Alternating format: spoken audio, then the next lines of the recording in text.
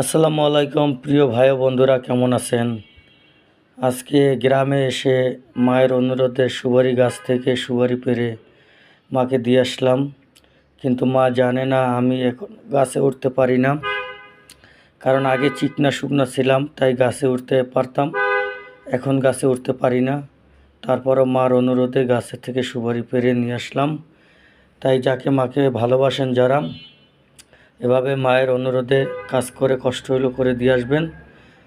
আমি ঢাকায় চলে আসছি, গ্রামে আমি ছিলাম, তাই আপনাদের কাছে বিশেষ অনুরোধ, গ্রামে গেলে এরকম বিভিন্ন কাজকর্ম করবেন যাতে শরীর ভালো থাকে।